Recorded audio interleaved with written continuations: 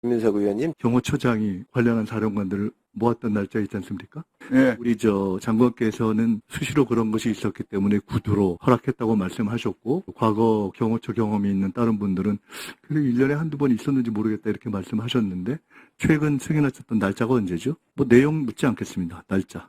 최근은 제가 기억이 없습니다. 최근이라는 게 언제까지죠? 그 최근은 제가 모르죠. 본인께서 승인하신 최근이 언제냐고 제가 묻는데 저한테 물으실 일은 아니죠. 그러니까 최근이라는 날짜가 아니 의원님이 생각하시는 최근이라는 게 저는 생각하지 않습니다. 팩트만 물을 뿐이지. 본인이 승인하신 최근 날짜가 언제냐고 묻습니다. 그거는 일일이 제가 확인을 일일이가 아니라 몇 월이죠? 기억이 안 나는 거예요? 장관 장관은 기억이 정확하게 안 납니다. 제가 왜냐하면 최근이니까 기억이 안 나는가요? 아니 최근인 멀어서 기억이 안 나나요? 뭐 그럴 수도 있고 근데 그게 제가 최근인데 승인했다고 했는데 기억은 안 난다. 됐습니다. 김영현 후보자가 계엄에 그게 말도 안 된다. 나도 따르지 않겠다 이렇게 얘기했죠. 네. 들으셨죠? 예. 장관도 그렇게 말씀하셨고 조금 전에. 예, 당연합니다. 12.12.5.18이 다 계엄이었는데 당시 우리 군에서 항명한 분이 계십니까? 의원님. 됐습니다. 아니 12.12는 40몇 년 전의 그렇죠? 일인데 잠깐만요. 그때는 육사 생존했습니다. 제가. 잠깐만요. 제가 질문하고 있잖아요. 김영은 후보자가 군과 국민의 동의 없이 계엄이 있을 수 없다 이렇게 얘기하셨는데 12.12.5.18 때는 군과 국민의 동의가 있었습니까?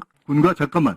답하지 마세요. 잠깐 내가 하나 더 물어볼 테니까. 군과 국민의 동의가 있었던 계엄이 있었습니까? 하나 더. 1980년대는 계엄이 있을 만큼 우리나라가 후진국이었습니까? 45년 전에 45년 전에는 비교하지 계엄을 하고 마세요. 쿠데타를 할 대답하지 않겠습니다. 대답할 가치가 없습니다. 가치가 없어요? 네. 항명한 사람이 있어요? 역사책 보십시오. 역사책을 제가 묻잖아요. 있냐고.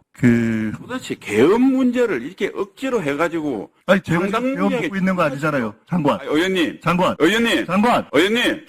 내가 묻잖아요. 최근에 모인 날짜가 언제 승인했냐고. 왜 대답하지 않겠습니다. 아니 도대체 대답하지 않는 게 아니라 못하는 거 아닙니까? 그건 혼자 생각하시고요. 왜 억지로 계엄을 떨어내세요? 하나 더 물어볼게요. 제가 내일이면 이 취임식을 합니다. 좋아요. 자, 4년 반 동안 국방이 가는데 이렇게 대접을 하고 계시겠습니까? 그 정도 사안은 그냥 구도로 승인해도 된다고 말씀하셨죠? 그래서 구도로 승인한 거죠? 그럼 이렇게 이해해도 됩니까? 우리 군은 그 정도의 사안들을 기록으로 남기지 않고 많은 부분을 구도로 처리하고 있다. 이렇게 얘기해도 되겠어요? 장관, 내일 임하실 분이니까 말씀해 보세요. 기억 안 나서? 말 못하겠어요?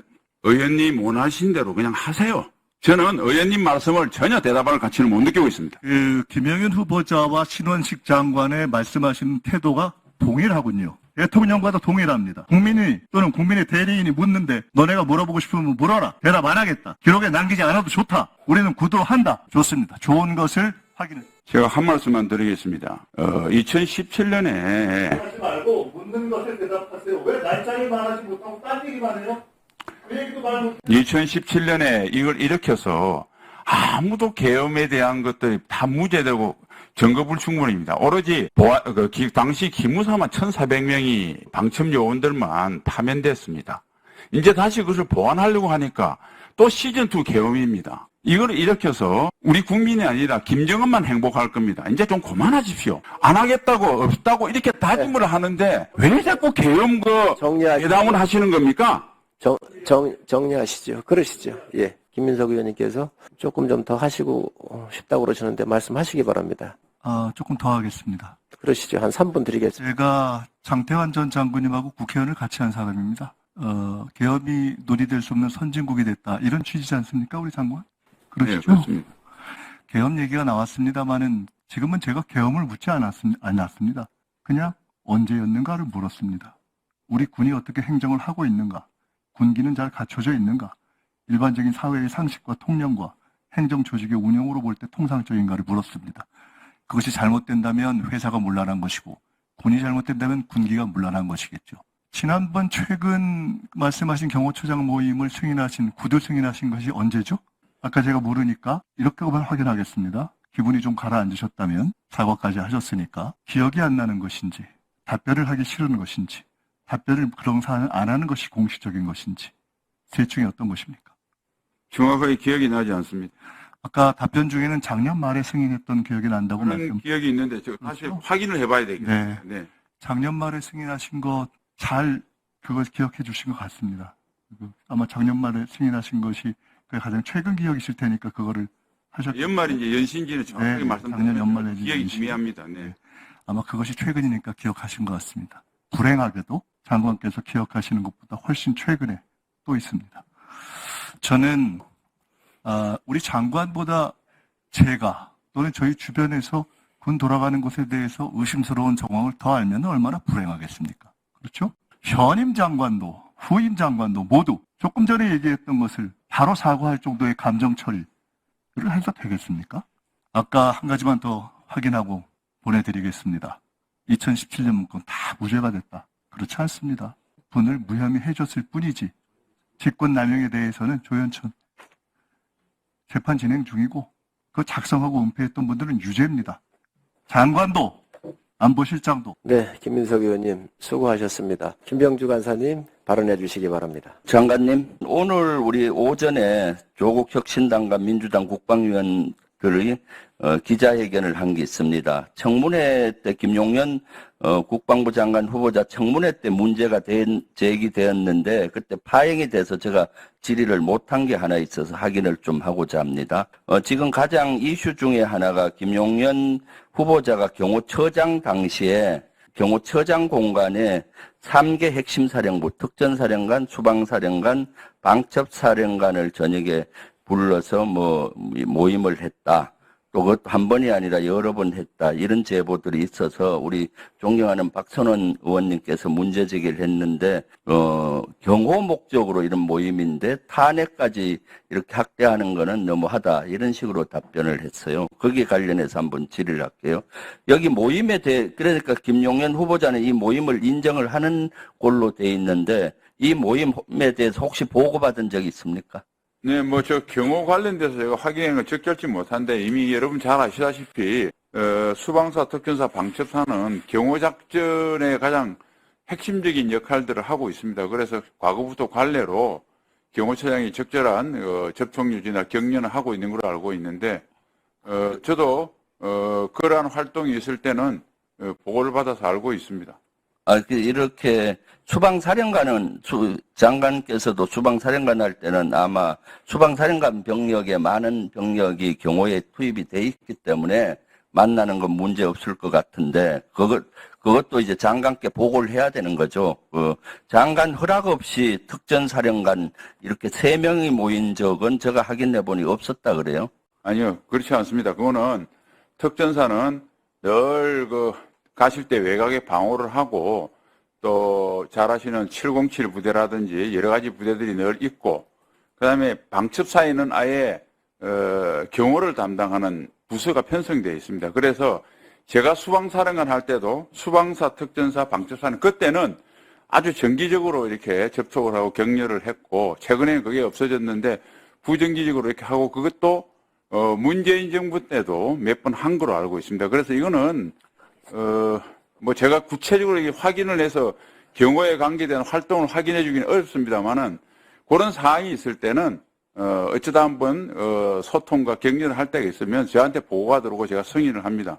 아마 언제 그걸 이야기하신지 모르겠는데 경호에 대한 전 회의를 한다면은 국방부 장관한테 협조를 하고 국방부 장관이 지시를 내리고 이 사령관 3명만 가서는 안 되고 사실 합참의 정책실장이나 관련 어떤 국장급이 갈 거고 합참에서도 부장이나 처장이나 본부장급이 가서 같이 회의를 하고 지침을 내리는 것이 맞는데 이것을 사무실도 아니고 공간에 이렇게 엄밀하게 모였다는 것은 저는 이것은 군의 지휘체제를 대단히 문란시키는 행위다.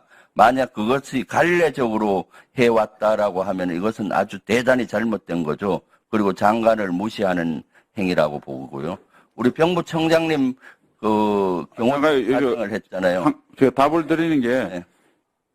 경호청장 차당했기 때문에 네. 저한테 성인 없이 네.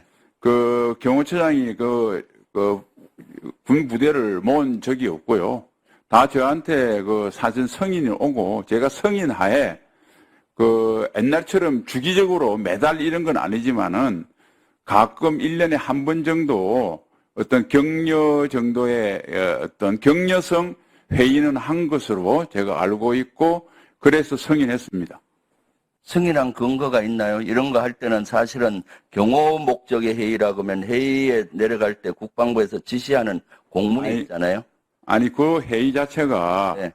저한테 구두로 승인하면 되는 것이지. 아니, 장관이 국민 앞에서 제가 지금 거짓말하고 그런 사람입니까? 그럼 제가 그 승인했다는데 그걸 근거를 대라고 그러시면 그 자체가 좀 너무 황당한 것 같습니다. 그러면 수방사령관하고 특전사령관은 또 육군 총장의 부하이기도 해요. 그렇잖아요.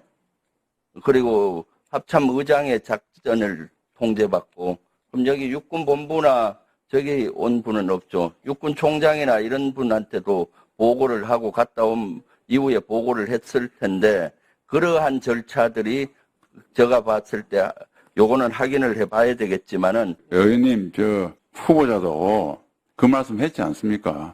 지금 현재 상황에서 계엄이라는 게 있을 수 있느냐? 국민이 송인하겠느냐? 군이 따르겠느냐? 나도 안 따르겠다고 했으면 그것으로 이제는 이걸 마무리 지으셔야지.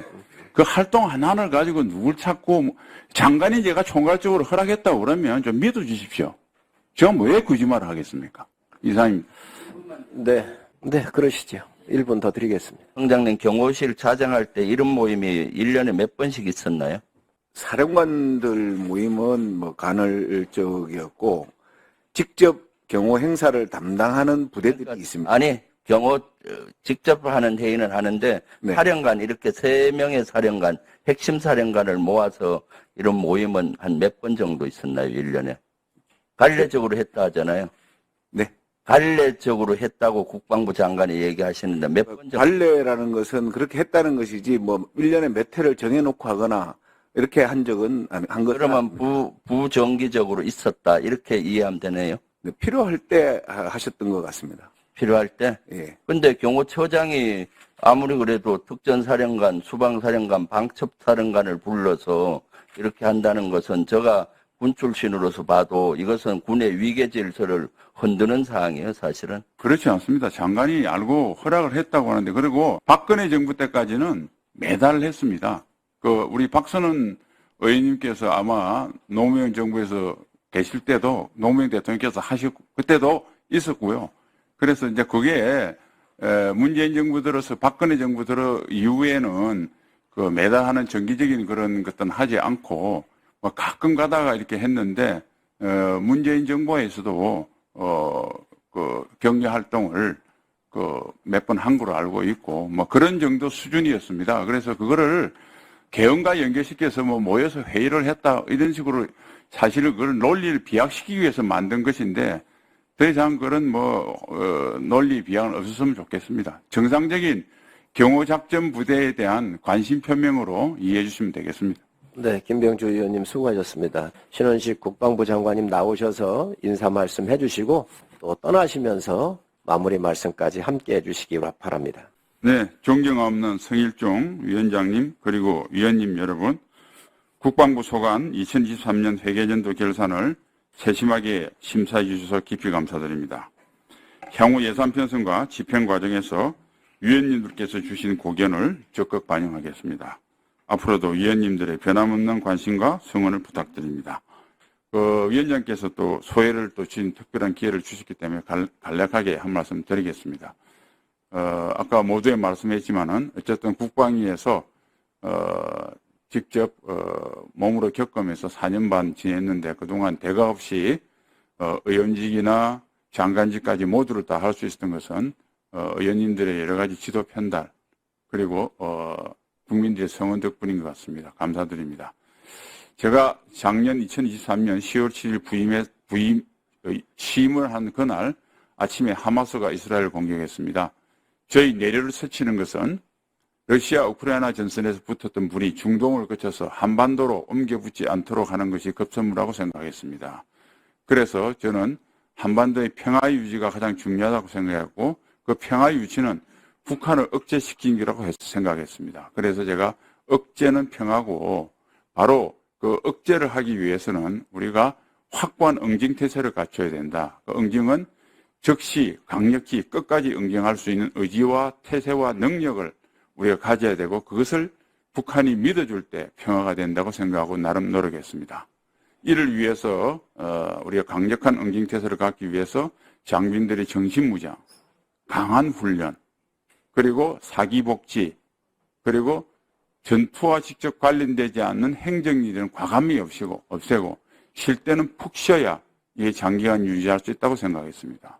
그리고 부가에서 AI 중심의 과학기술 강군을 이루기 위한 우리 혁신 노력, 그리고 우리 혼자의 힘만으로 우리 안보를 유지하는 것이 녹록지 않기 때문에 우리 지정학적 여건을 고려할 때 한미동맹의 보급 및 강화, 한미 안보협력의 강화, 그리고 한 유엔사 회원국처럼 가치 공유국가의 안보협력과 연대 등을 위해서 나름 노력을 했습니다. 그러나 부족한 부분이 많았습니다. 그러나 의원님들 도움 덕분에 어느 정도 대가합치할 수 있었고, 이 미완의 여러 가지 숙제를 후임 김용현 후보자에게 물려주고 갑니다. 아마 예측컨대 오늘 24시까지 청문회 송부가 안 되면 아마도 내일 언제쯤인지 모르겠지만 대통령님께서 재가를 하시게 되면 아마 곧 떠나야 될 것 같습니다.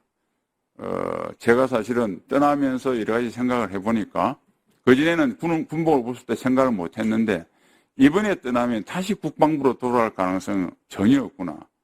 정말 말 그대로 영원한 마지막 군복과 이별이라고 생각하니까 마음이 참 무겁습니다. 어쨌든 그래도 어디서나 우리 군을 위해 최선을 다하겠습니다. 그동안 감사했습니다.